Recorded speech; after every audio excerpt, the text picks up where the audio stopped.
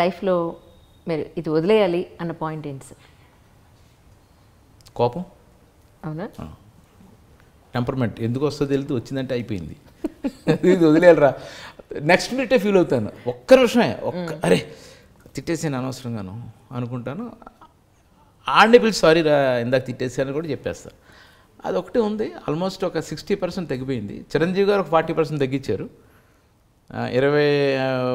100లోంచి 40 అంటే దగ్గర ఒక 60 తగ్గిపోయింది.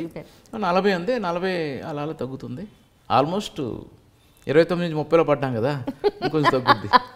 నిజం, కరెక్ట్. అదే సార్, మీ లైఫ్లో అంటే ఇంత జర్నీ చేశారు. స్టార్టింగ్ మీరు ఊరి నుంచి వచ్చినప్పటి నుంచి మీ నాన్నగారు అసలు మీరు ఏమవుతారో అనే టెన్షన్ నుంచి యాజ్ ఆన్ టుడే చోటా కే నాయుడు గారు అని అంటే ఒక పెద్ద గుర్తింపు సంపాదించుకున్న ఈ స్టేజ్ వరకు ఎంతో లైఫ్ జర్నీ చేశారు. ద మోస్ట్ రొమాంటిక్ థింగ్ మీ లైఫ్లో అంటే ఏం చెప్తారు? సీతాదేవిని పెళ్లి చేసుకోవడం, సీతాదేవిని ప్రేమించడం, those days are very romantic for me. That's great man, that's really great. ఎందుకంటే Sitadevi is larger than life, larger than life. Okay. నాకు నేను 10th క్లాస్ 2 సార్లు ఫెయిల్ అయ్యి 3సారి పాస్ అయ్యి ఏదో ఒక చోట అప్రెంటిస్కి వెళ్ళి ఒక పూట తిని ఒక పూట తినకుండా సిటీ బస్సులో వెళ్ళి తర్వాత సైకిల్లో వెళ్ళి తర్వాత స్కూటర్లో వెళ్ళి ఒక లైఫ్ లీడ్ చేసి అలా ఉన్న నేను ఇంకేం పని దొరకట్లేదు.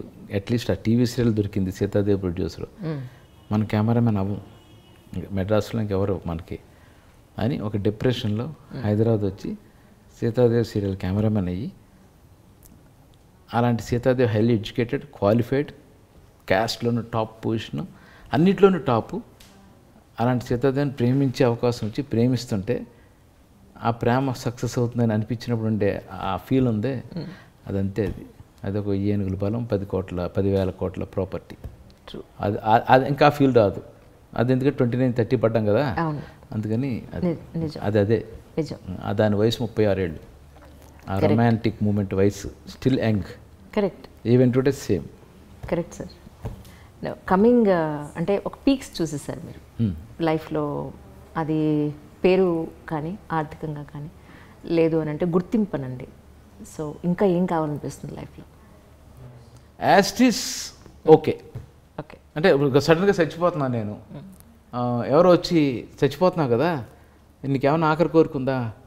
ఏమీ లేదు. ఎవ్రీథింగ్ అన్నీ అయిపోయినాయి. Complete I'm completed. బట్ ఎంత దురాశ అంటే నాకు, కెమెరామెన్ 37 ఏళ్ళు అయిందిగా, మళ్ళీ ఇంకో 37 ఏళ్ళు ఉండి ఇంకా ఏమన్నా చేసేయాలని ఒక కసి అయితే ఉంది.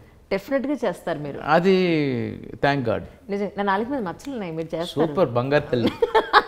ఇప్పుడు 30 ఏళ్ళు, ఇంకొక 30 ఏళ్ళు అంటే ఈయనకి 60 ఏళ్ళు వచ్చేంత వరకు ఖచ్చితంగా మీరు నెంబర్ 1 మూవీస్ చేస్తారు. నేను I don't want be old. ఇందాక చెప్పాను కదా మీకు, ఆ ముసలోళ్ళలాగా.